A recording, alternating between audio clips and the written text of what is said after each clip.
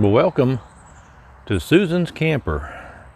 This is the first video in this series that I'm doing for my customer.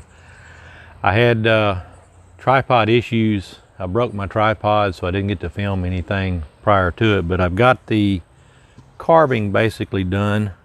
So now what I'm going to be doing is to sand off all the black that I sprayed, so I'll have the outline of it, and then after I get all that done, then I'll come back and I will do the finish painting that I need to do. And then I'm going to turn this over to Susan, and she's got a floral design that she wants on both corners, and she's going to have her sister-in-law, I believe it is, that's going to do that painting. I'm not that kind of an artist, so I can't paint those on, but she's going to do that, and then when she gets through, she'll bring it back to me, and then I'll clear coat everything. So in the meantime, this is going to get started with the sanding, and so I'll be right back. Well, I don't want to bore everybody with the sanding process. Everybody has seen me and lots of other people sand. it's nothing special, but I want to point out that I didn't worry about getting all the black out in the center of the camper, and that's because it's going to get completely painted. I wanted to make sure that I got the black out around the outside of the area here. Like I said earlier, Susan's going to have a floral design painted here and up here in this corner.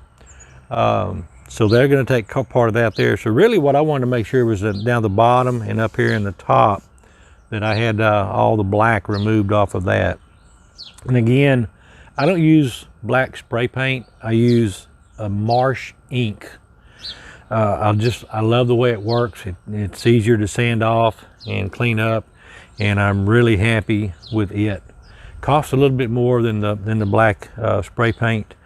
If you're going to use the black spray paint, make sure that you use a primer, not an actual paint, because the paint will actually bleed into the grains of wood, whereas the primer doesn't bleed as much. It will bleed if you spray it too heavy. Everything will do that.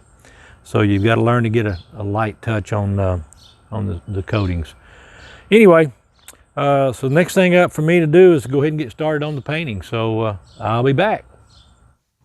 Okay, this is a first coat of paint that I've applied to Susan's camper. I've still got to do a lot of touch up and a lot of blending of the paints a little bit better.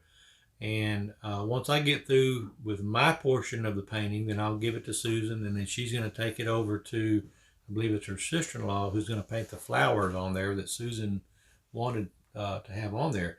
I'm not that kind of an artist. I can't paint flowers, so she had to find somebody else that could do that. But once the flowers are painted, then they'll get it back to me, and then I will add her name, her last name, down at the bottom of the camper. I wanted to get the flowers painted on there first, so then I can make her name balanced and proportional to the whole sign. And then after that's all done, then I'll get it clear coated and we'll hand it over to Susan. So we're getting close to getting this one finished.